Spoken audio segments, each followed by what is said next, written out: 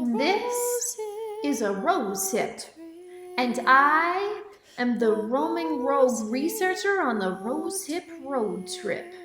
I have a rose between my hips, loas on my lips, and I am hip to the power of plants. Each day, I chant to invoke their spirits. Can you hear it?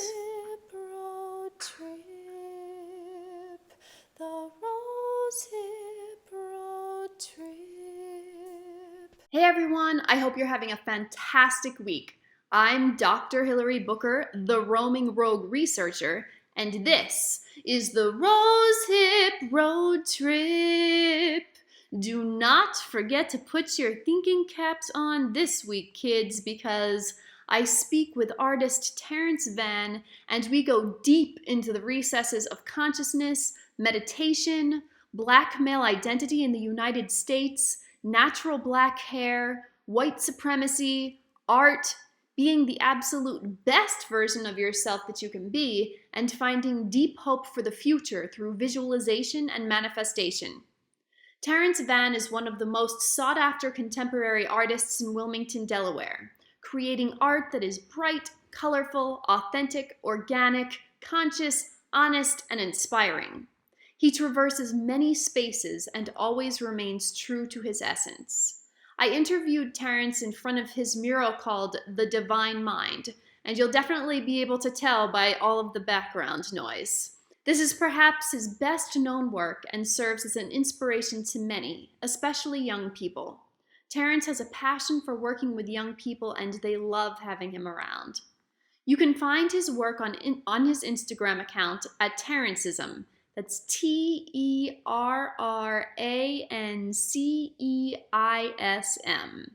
During this episode, you'll learn more about the word Terranceism, the importance of maintaining one's rhythm, and the ways in which the universe supported him when he followed his bliss. I hope you'll enjoy listening to this conversation as much as I enjoyed having it. You can also find clips of raw video from our conversation on the YouTube channel for the Institute for Earth-Based Living. As always, thank you for listening, and please follow the Rose Hip Road Trip and the Institute for Earth-Based Living on Facebook and Instagram. The Instagram handles are Institute for Earth-Based Living and Rose Hip Road Trip. You can also learn more about the Rose Hip Road Trip and the Institute for Earth-Based Living at www.instituteforearthbasedliving.com. Have a beautiful week, everyone. All right, so I'm interviewing you today because Jason thought that you would be a good person for me to interview. So this research project is about earth-based food, medicine, and spiritual practices. So what sorts of practices in your life would you qualify in those realms? Wow. Well, you know, I think those all fall under spiritual practices. I know I've definitely been changing my eating habits. But overall, you know, I think just connecting to something that's larger than myself, you know, through meditation and and through awareness, you know, and that goes into the food, of being aware of what I'm actually putting into my body, and that's kind of opened up different thought processes because I realized how unaware I was before, and now I'm just like, man, it is a practice every day. Yeah. It's a real, you know, it's like being in a gym. You know, when it comes to spirituality and connecting to, you know, the thing that's inside of us. So, you know. So when you talk about that it opens up your thinking in different kinds of ways, could you be more specific about that? Well, you know, your perspectives start to shift when you start to look at yourself more than just like this creature, you know what I mean? Like we look at ourselves, you know, the definition of human being is like so limiting in this contemporary sense that it's just like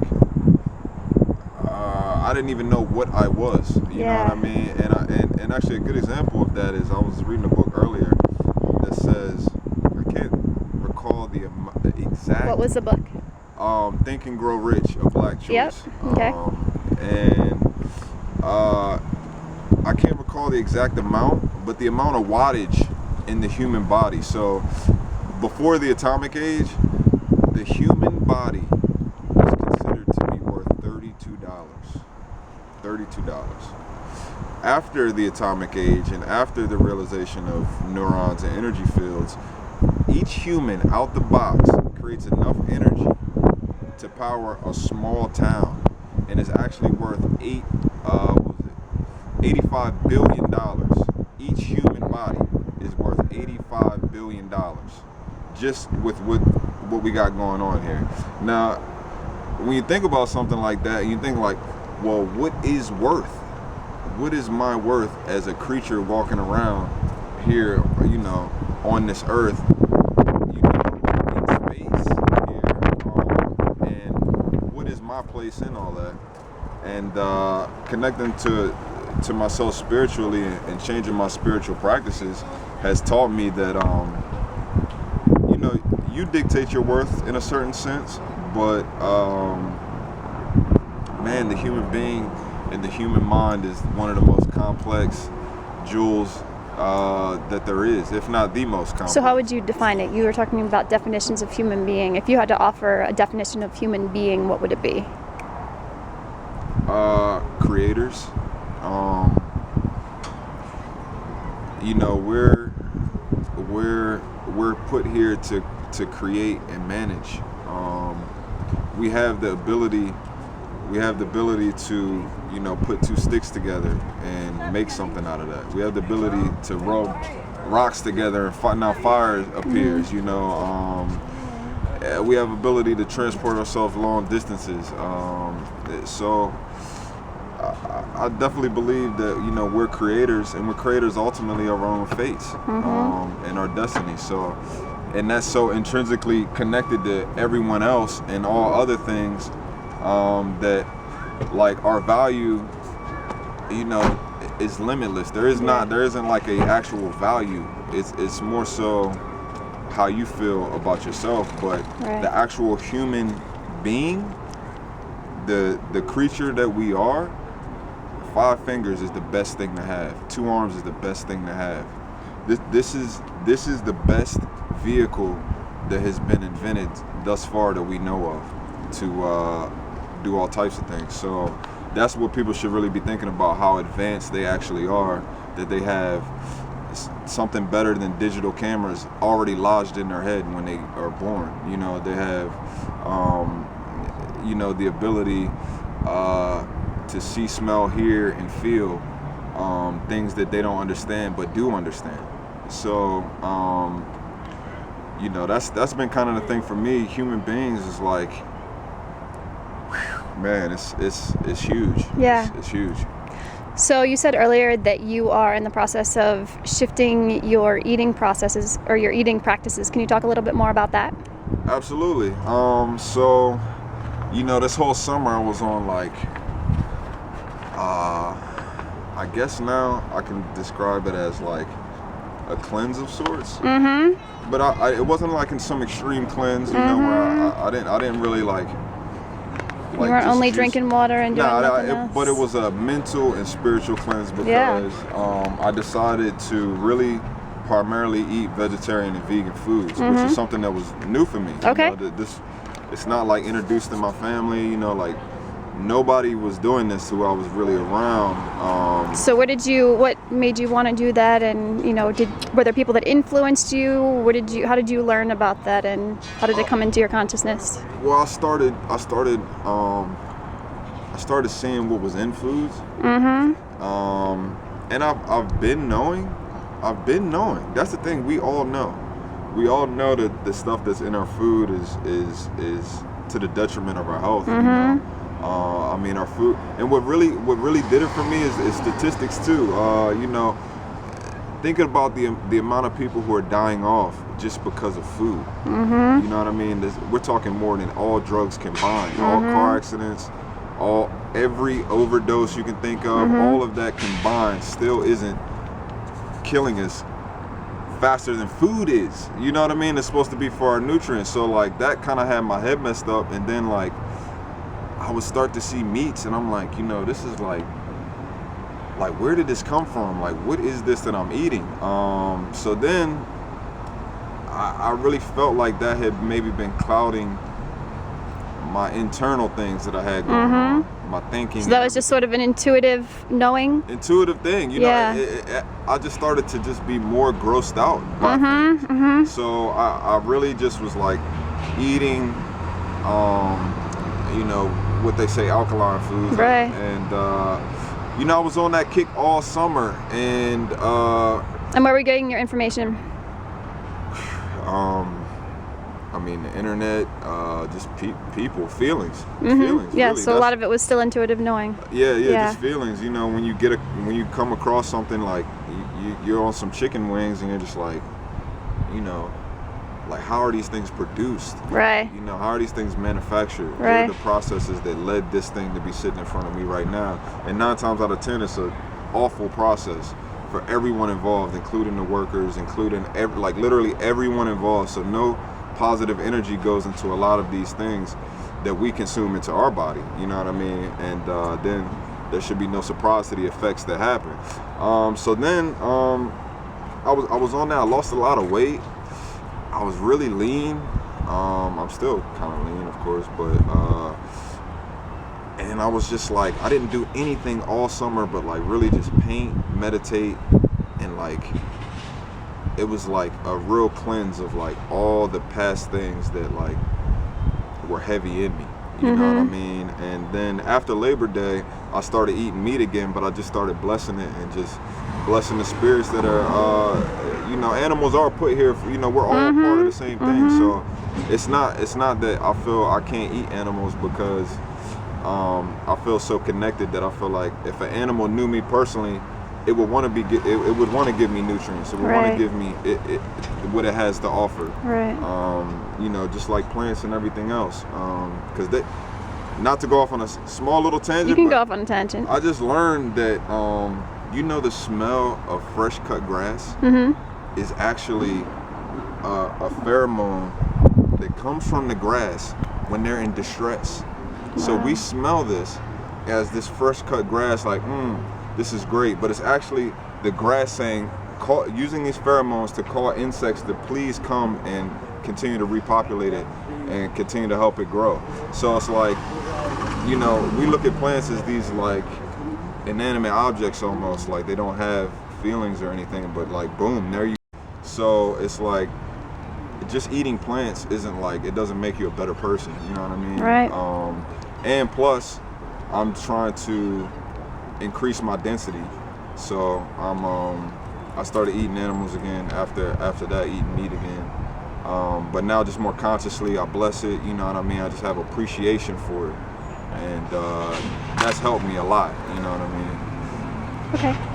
And you said that you were you kind of connected both doing this sort of cleanse or having a primarily plant-based diet and meditating. Can you talk a little bit more about your meditation and how you came to that and how long you've been doing that? And so that happened. I've always been meditating just because I know it's helpful, just for, and because you're an artist and that's what art is. Yeah, it really is, and just trying to find that rhythm outside of creating my art, because I can't just be walking around painting and drawing like all day, you know. I can't be drawing, everywhere. So I was just like, where can I get that feeling of connectivity and expansion? And so I would always kind of meditate, and I would like meditate to like high frequency music and like different chants and different stuff like that, light incense and all that. And then recently it's just been like, so the summer, how that all started with the food and everything, my girlfriend Kiana passed me the book Siddhartha, and it changed my whole life, honestly. I was about halfway through the book, and this is to show you where I was at. I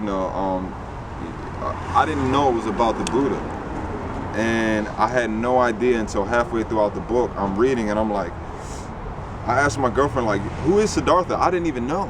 You know what I mean? I didn't even know. And I asked her, she was like, you know, it's the Buddha, right? And I'm reading, and like, cause I was wondering why everything in this book was like, just so powerful. And I was like, who was this person, or like, what's going on? And then like I asked her, and then when it hit me, everything just became even harder, every word that I was reading, because in that book, like, no word went to waste. It's a very short book, but it's so incredibly dense with just metaphors and everything. And that book, you know, the trials that he went through in that book really made me think about, am I the best self? Am I my best self? And you know, so then I started getting up every morning and standing. So I would stand straight, you know, I would stand there, either eyes closed or open, you know, I would just stand there, you know, for maybe 5-10 minutes. And then I realized there was all this I realized I haven't even been standing ever. Like, I haven't been standing the best way human beings can stand. Like, I'm walking hunched and I'm walking, you know, and I was just like standing there and feeling grounded and just like, okay, there's some deeper stuff going on here that maybe I need to just keep doing. So every day I was standing, and then it turned into me standing and then doing this. So I was doing this, standing there, and my knees were shaking, my core was shaking, and I just realized how much of my body that I've maybe just neglected or just like haven't even paid attention to, like muscles I never even knew were there. So then after reading Siddhartha, I read this book called Buddha's Brain that was passed to me, that was such a coincidence that I was just like, after finding out it was about Buddha and then getting this book, Buddha's Brain, that was the neuroscience of all these things, you know, it just went even deeper, because now I'm aware, you know, when we were talking about the amygdala and things like that, you know, I was aware now. So now I'm in my own brain, man. I'm meditating. I'm not just meditating for just peace. I'm meditating for a true connection and of awareness of the internal things that's going on. You know what I'm saying? And so my practice was, I would stand, I would do that, you know, do some downward dog type stuff. I did that like all summer, and nothing crazy, you know. I didn't even really do a lot of yoga poses, just downward dog, standing like this until I built up my core. And you know, then meditating became so much powerful because, you know, I was in my brain, you know what I mean? Like and then the power of visualization became clear to me. Then the power through visualization became manifestation. You know, I'm manifesting what I'm visualizing and what I'm thinking. And it took me about 3 months to even get comfortable enough with that to know that it's real, absolutely, 100%. And that process ended on Labor Day. So, you know, now I'm acting. You know. Can you talk a little bit about whether or not these processes affected your art? Oh, great. Well, so during this whole process, while I was reading Siddhartha, you know, it made me look back and realize how out of touch I was. And it was like this weird feeling, because I felt like nothing I had created up to this point had been like fully honest or like fully tapped in. Right. And it started to bother me, so I deleted all my stuff off Instagram. I didn't even want to look at it anymore. And not that I didn't like the art, but I just was like, there's something deeper here.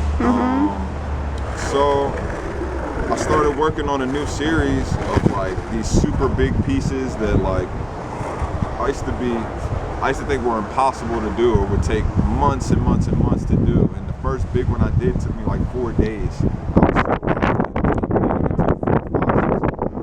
Every night, not even tired. You know, I was really in there.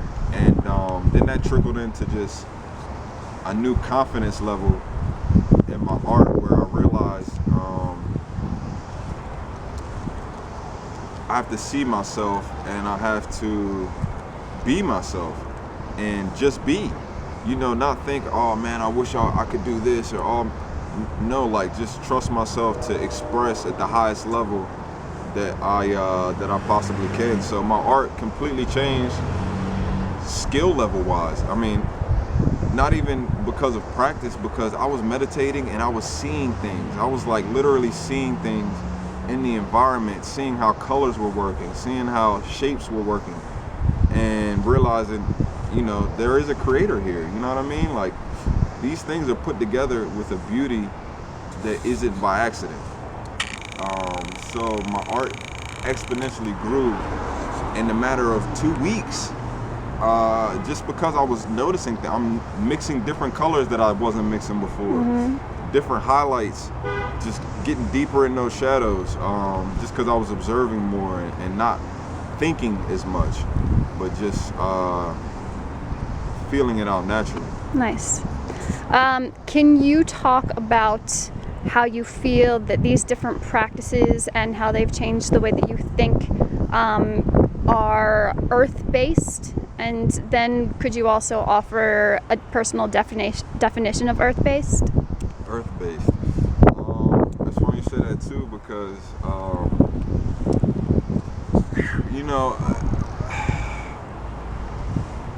the people think the planet is dumb. I don't. Now coming into these new understandings that how we treat the thing that we live on and grew out of is baffling. You know what I mean? It's provided us literally every single thing we could ever need, ever, and we're living on it, and it was given to us. You know, and I think that's why we take it for granted. So connecting with the thing that birthed me essentially has been a huge part of all this, because I've always had feelings about it. Like, I've always like hated littering, and I've always just like I hate like when you see smoke pollution and all that, and like that was all like subconscious things, but like it's not like I was like doing anything on my personal, except for like not subscribing to those things. Right. But like I wasn't doing things personally to actually connect to this, right, this living, knowing thing. So the more I connected with it, the more I started to realize that that's where astrology and different kind of things came in, because I was just like, all right, if this thing has an energy and some sort of conscious mind, that means everything does.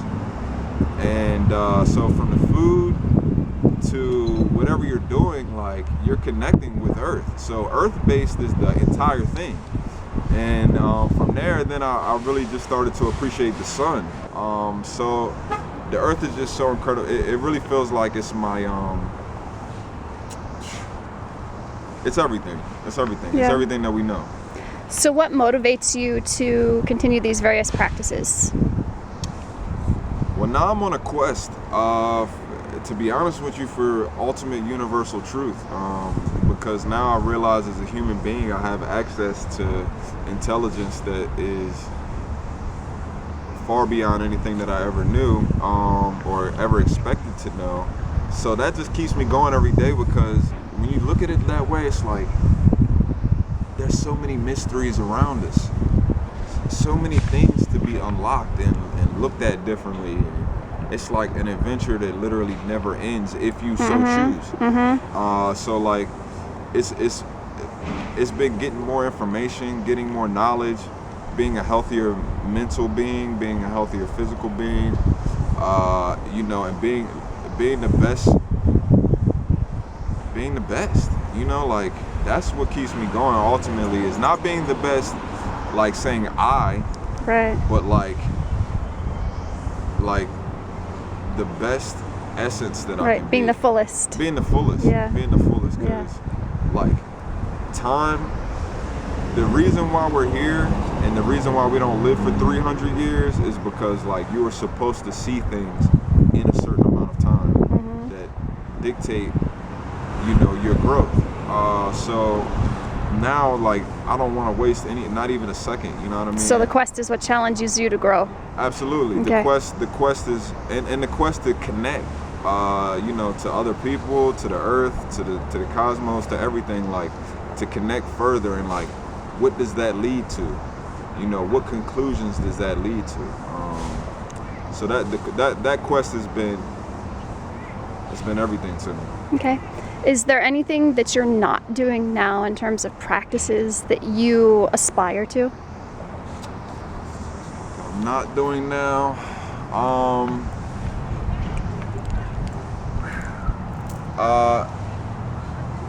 One of the things I'm trying to work on is having 100% blind faith all the time, and sometimes I'll still have a doubt creep in, and so I'm trying to figure out how to break through that to have 100% faith all the time. So I'm not exactly sure what I'm not doing but I'm getting there. Like today was actually a huge breakthrough for me, and I found it to be a universal thing because I was like, man, I'm gonna be talking to Hilary today, and this breakthrough that I had. So tell me about your breakthrough, if you feel comfortable doing it.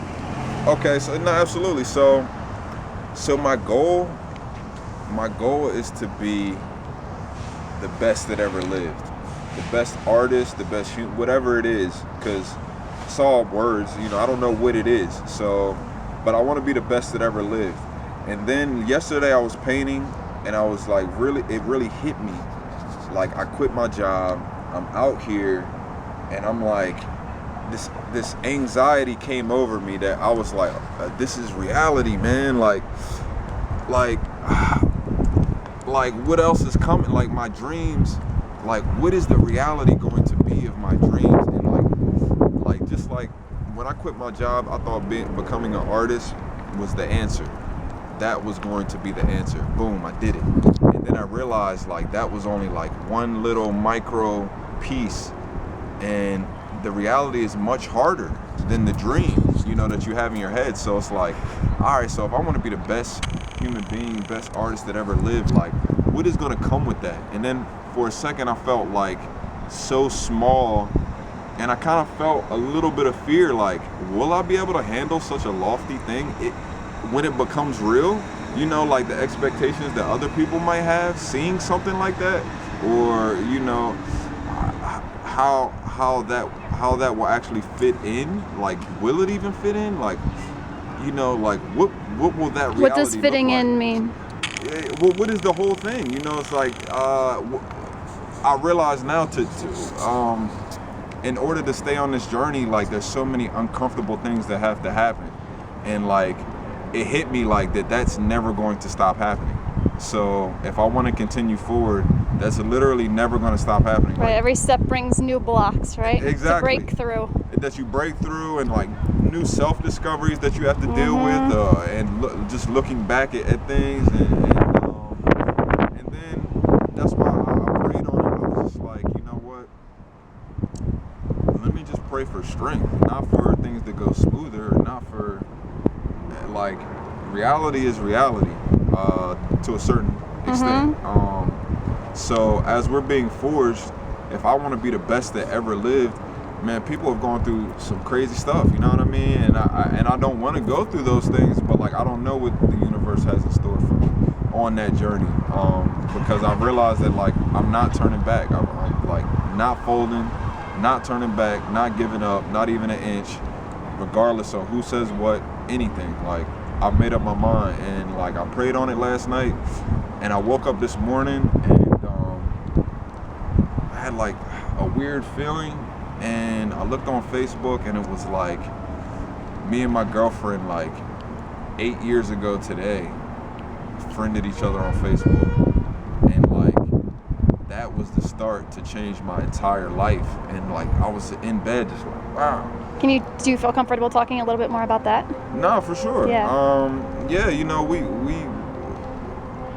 met when she was 18, I was 19, like totally different people. You know, the same but different.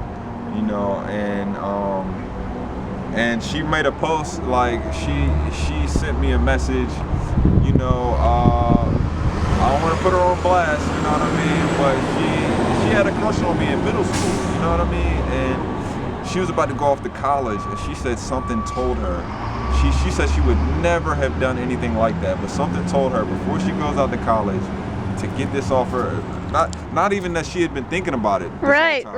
But something told her to just reach out to me before she leaves. And we just started hanging out from there, and like we started officially dating on New Year's that next year. You know, she went off to school, and like I went out there. You know, it was like a whole journey. I took the Greyhound all the way. She went to school in Oberlin, Ohio, and I took the Greyhound out there for the first time. This is before we were officially dating. Right. So it was like this journey that I didn't even know why I was going out there. You know what I mean? Like we had barely known each other, and I'm spending, you know, hundreds of bucks going out there, really uncomfortable on this Greyhound. I never took a bus like that, so it was just like this crazy journey. And we started dating on New Year's, and like from that point, everything changed. Everything changed and continues to change. But when I looked at the Facebook post that morning, or this morning, I was just like, wow, like this other being has loved me for this long, and we've loved each other so deeply. Like my life does absolutely have meaning, and these things that I'm anxious about aren't even as powerful as this love that I've experienced. So like, I just like from that point on, you know, I was just like, man, like I wrote this post, like this really honest post, and like I felt like this emotion that washed over me of like comfort, like not to be anxious about it, because like I could have never imagined, you know, it took a lot of sacrifice too. We were in a long distance relationship for 4 years, the whole time she was in school, and it was tough, you know what I mean? And then today, you know, and then it just made me just pop up. Oh no, and then I read, so then after I wrote that, I opened up the Think and Grow Rich book, and that's when I read about the chapters, what are you worth? And that's when I read the thing about the amount of energy and just how much we're actually worth in like a monetary sense. And I was just like, man, get up, man. Like, you got it. It's already done. It's already done. You know what I mean? It's time for you to act.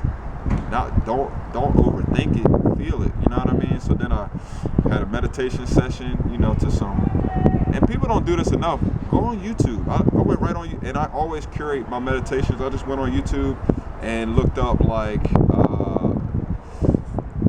which one did I do today? Some high frequencies, 435. Yeah, you can get any kind of frequency. You can get a chakra specific. You can get, yep. You can get it all. Anything, right yep. There. Word specific. Everything, yep. Right there. So, you know, I found the right one, how I was feeling, meditated, laid back, went from my tippy toes all the way up to my crown chakra, cleansing, like just feeling it, really feeling it, imagining the colors. I was in a cloud, like I was at peace, and I was like, okay, stay there. Just stay there, man. Like, that's it right there. You know, just stay there.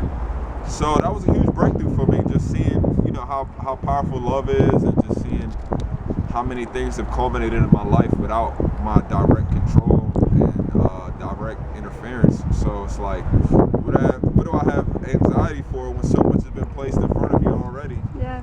And it's just on me to continue to act and continue to be positive and continue to stay on the journey. Is there anything about your life, about your choices, about your lifestyle that you think other people don't understand, that you wish they could understand or wish they thought about differently? Yeah. Well, I don't wish for them to, because it doesn't really matter to me anymore. Right. But, you know, I used to. Or that you think people misunderstand? Well, sometimes my family misunderstood like my connection to the higher power, you know, since it wasn't through like a religious practice per se. Even though I pay attention to religions, I just try to look for the common threads, you know what I mean? But I get some misunderstanding there, and then I get misunderstanding like I got this tattoo on my face, and yeah, it's funny, when I started getting tattoos, my family were just kind of like, like I don't know, you know what I mean? Like I have a bunch, and you know, Your mom didn't like the mom one? she did like this one, but you know, I have a lot. I even have, you know, I have this here with the 7. This is before I was even spiritual. I didn't even know what all this stuff meant. I don't even know exactly why I got this. Just what you wanted. Just what I wanted. But I got this tattoo, And, you know, people were just like, oh, what are you doing? You tattooing on your face, blah, blah, blah. And I was just like, the reason I got it is because, like, my thing is Terranceism. Like, I'm subscribing to my own rhythm, essentially. And ism stands for internal solar mission. To me, that's what I gave it. And the reason I tattooed it on my face is because I wanted a permanent reminder of my individuality and of my mission and goals. And a lot of people, some people didn't understand that. Like some of my girlfriend's family, like they were really with it when they saw it. And even my locks. When did you start growing your locks? I started growing my locks. So that's an interesting story. This was actually the start of all this. So I'll say this story because this story will give context to the entire thing. Okay. So I was working for, I had a corporate job working for Yellow Bull. Okay. I graduated school, and I remember graduating. I was asleep at graduation because I was like, this is so corny. Like, I felt like I had almost thrown my life away going to college, and I just was like, what am I about to do? Go get a job. The next day I got a job. Literally the next day I got a job. And it was like, cool. I'm like, all right, I got a job. I was working the job. Had low hair, clean cut, you know what I mean? I was trying to subscribe to what I thought I've been working my whole life to, you know what I mean? Or what everybody tells you. So I ended up working this job for like a year. Ended up being a lot of foolishness. Most corporate things are foolishness at the root of it, you know what I mean? And I didn't know that. I honestly did not know that. Being on the other side of it, instead of just consuming the products that come from corporations, but being one of those cogs, started to infuriate me because I was just like, yo, I'm way more than just a head at a desk. And but the job was cool, the people were cool, whatever. I used to wear a hat every day though. And you technically weren't supposed to wear a hat, come to find out. But I used to see people all around wearing hats, so I was like, well, I'm not gonna not wear a hat if I see other people wearing hats. And so one day, my manager sends me an email like, I need you to take the hat off. You know what I mean? And this is another thing that annoyed. I'm like, why not just come up to me, man? You're sitting 4 or 5 cubicles away from me, and you're telling me, like, you're giving me commands, like. So, I was like, all right, I'll take the hat off. And come to find out, it's a departmental rule. Mm-hmm. So one other department, even though it's all on the same floor, I can see the IT department, they have different rules than me over here in the same physical space. So I was like, man, that's nonsense. So I took my hat off, but I was like, I'm gonna start growing my hair out because this is some bullshit, you know what I mean, essentially. And so I was like, I'm gonna start growing my hair out.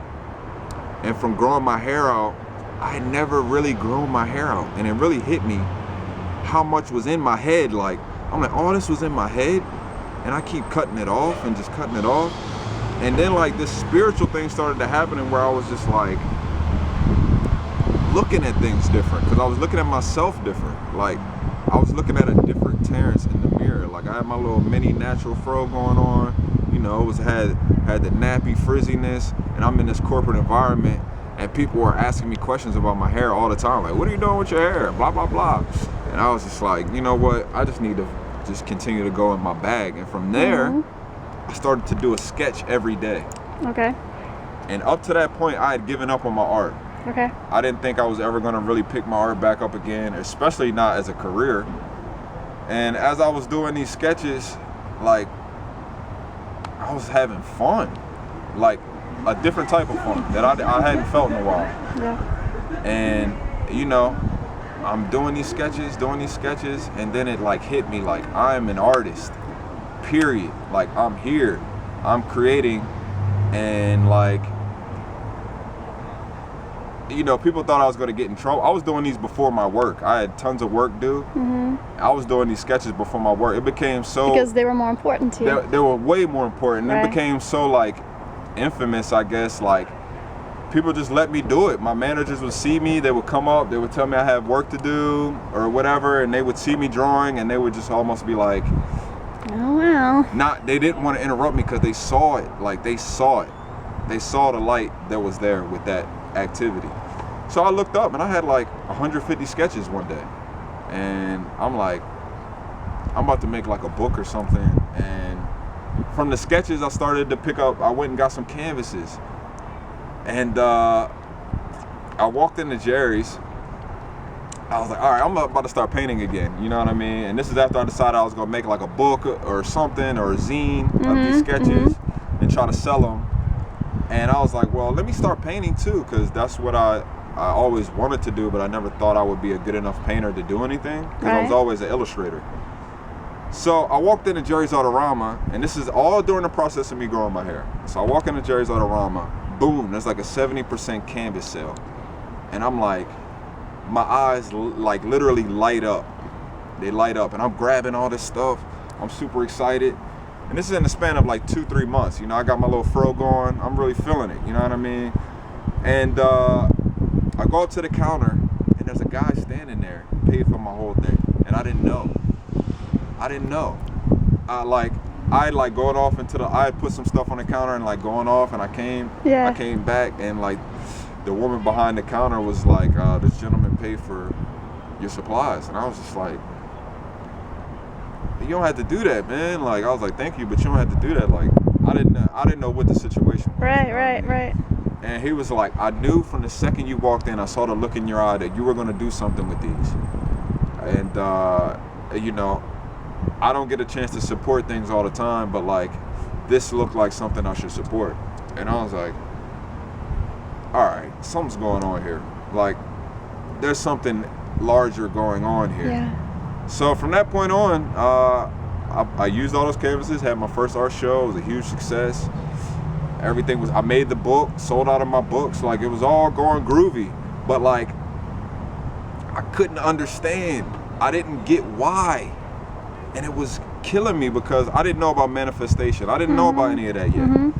It was just starting to really pick at me.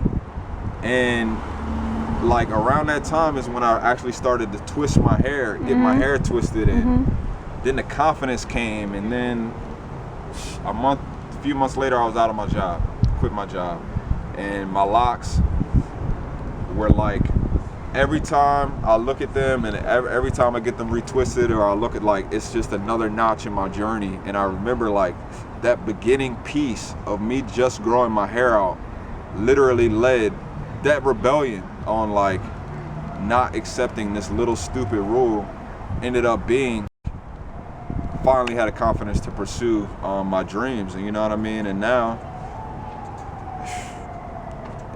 it's like, here we are. You know what I mean? So it's been like, so you had the 2.5 locks years. And you felt like the locks were the beginning of your journey, and then you got the tattoo. So that's kind of how I took you on this little right. So can you get back to you were talking a little bit about how, you know, some of the people in your girlfriend's family are like, I don't know what this tattoo on your face and the locks and what's going on. And because unfortunately the society that we live in, these things that are, you know, like my locks, and not even just my locks, appearances of the young black male in this society, you know, it's not that they didn't approve, it's that they actually cared for me, because they know they know how I am going to be perceived by people that don't understand. You know what I mean? So someone with a lot of tattoos, with locks, even people within the black community look at that sometimes as like a criminal. Sometimes more in the black community. Yeah, absolutely. Yeah. And then that's the thing, you know, people, it's this almost criminalized identity that, or this perception that is looked at like. What do you think is the source of that? The source of that, well, that's a long answer. You know, 9 times I mean, but really the source is these natural. They're antennas. You know what I'm saying? They're antennas. And the source of all this being criminalized and being looked at as something that's not valuable, one would say white supremacy. And I used to think that for a long time, and there is a lot of truth to that, because that's what's kind of controlling a lot of perception and media and all these things. But really, you know, I think the source of it is just fear, period. And white supremacy is out of fear. Right. So that's the source, is fear today. Right. And what do you think it's the fear of? Fear of well, I think white supremacy is rooted in the fear of being of maintaining relevance in a lot of ways, where I see myself as a part of nature. My hair is a part of nature, and if there's a fear of this, then that means there's a power to it too, on the flip. Mm-hmm. So I think that's where it comes in, you know, like growing your hair out and connecting is powerful, and people who are in power are in fear of other people becoming powerful. So which is stupid, because I think everyone can work together to have ultimate power that's outside of ourselves anyway. So unfortunately we're not there yet, but I think hey, what's going on there? I think that's the overall thing, is fear, and that's what I try to combat though. Is like, I'm not afraid to grow my hair out. I'm not afraid of other perceptions. I'm not afraid of getting a tattoo on my face, because I know I'm not just this thing that's standing in front of people. You know what I mean? And the less we subscribe to fear, the more we see reality. Because when you're fearful, you're subscribing to a vibration that's not meant to be there all the time. It's not meant to be there all the time. So, you know, how can I manifest my ultimate destiny if I'm afraid of how other people are going to perceive it? So, I think that's where all that comes from. Everybody's so afraid, everybody's so scared. We're in times now where fear is almost like a commodity. It's a currency now. Like, we can get this side afraid to get them to do this, and we can get this side afraid to get them to have this opinion. And like, really, if everybody just sat down and realized, again, going back to the human being being this ultimate, you know, pillar of an invention, like, what are people afraid of? I don't get it. You know what I mean? Like, what are we sitting around here arguing and being afraid about when we all have 5 fingers? I haven't seen nobody with 4 eyes yet. I haven't seen nobody with 6 ears yet. So until somebody, I mean, of course there's all types of things that happen, unfortunately, because of chemical and, you know, stuff like that. Right. But for the most part, we are exactly the same. So I don't get what the big hubbub is about. And, you know, me being a black man, I'm not about to sit here and be afraid of my own appearance that naturally occurs. You know, I find that to be ridiculous.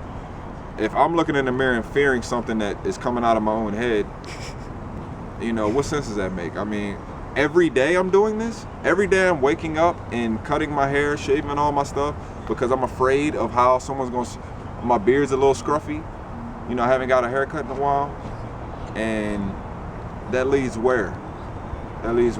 So that's been a factor for me.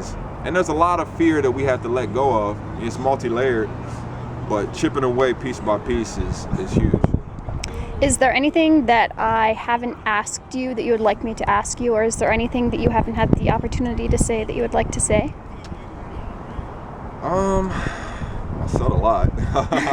I tend to go off on tangents sometimes, but within the nature of the conversation. But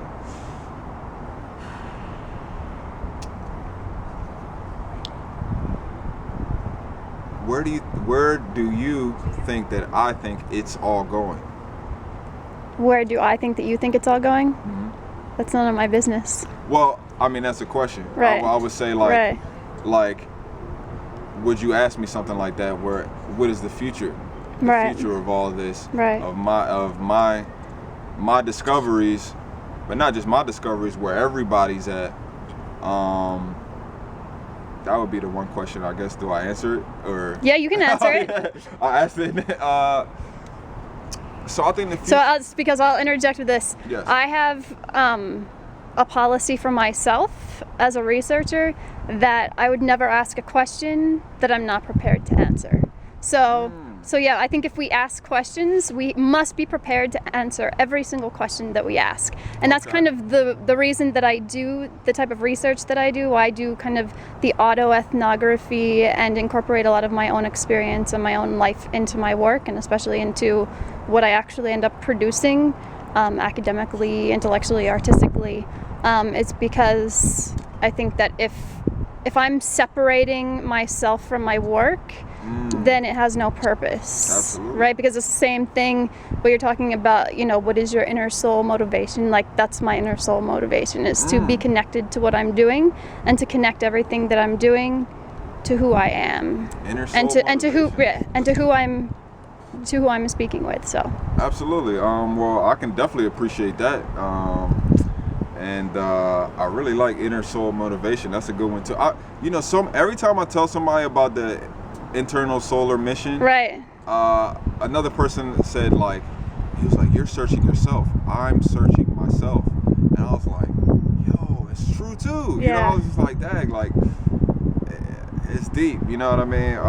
But I will answer that question though, just because I want people to think about the future as something that they have a part of. And I remember feeling like, up until not that long ago, I just was like, man, I'm ready for this whole thing to just end, to see what's on the other side. It seems like everybody's tired. Everybody's just done with it and doesn't know what to do about it. Everybody's just waiting to see if this thing is real, what's out there. And I was like that too. Like, what's the point of a future if we're going to continue like this? Mother Nature might as well just drop a big old thing on us. And she is right now. And she is, absolutely. And I was like, and we might as well just start to zero or exchange that energy into whatever the next thing is. Yeah. You know what I mean? Then I was like, but that's taken away from my power to manifest a better future, though. Yeah. And the human will to see ourselves out of this, right. Because everything that we're looking at is an idea. Of how something can work. Not the best, just an idea. Maybe the best at the time, or maybe the best because a lot of times it's like 10 people are making the decisions that affect 100 million people. And these aren't sometimes they're not the best people to do it. So if I'm subscribing thinking this is the best reality, of course it's going to be depressing because we're seeing a lot of nonsense around. But then I'm like, am I manifesting at a level, not just on the individual level, not just on the local level, not even just on the global level, on the universal level, super positivity on us that can change all this in one day, as opposed to thinking that only destruction can do that. And so that has really kind of helped me, because then I'm like, all right, like, I can invent something. I can speak to people. There could be one person I could speak to that could speak to another person that could speak to the person that could change the whole planet. You know what I mean? Yep. So now I'm just like, the more we look at it that way, collectively, and increase our collective consciousness and collective will, now I have a bright sense of the future. And it's hard to maintain, it's hard to stay consistent, because then you see some things and you're like, maybe I wasn't right about that. Maybe, Mother Nature should drop that tsunami or something. But then you're like, nah, man, like, Mother Nature wants to believe. Mother Nature wants us to do well. Yeah. Or else... Because we are her. Yeah, exactly. We wouldn't have trees that give us oxygen. Yep. We wouldn't have things that give us happiness without us knowing what it is. You know what I mean? We wouldn't look at the sky and feel like, or look at the stars and feel like, wow, this is beautiful. Like, we take a lot of that for granted. Like, the real basics of our perception we take for granted. So now I think the future is whatever we can make it, and it'll exist. It'll exist if it's right. You know what I mean? And I think that possibility is there.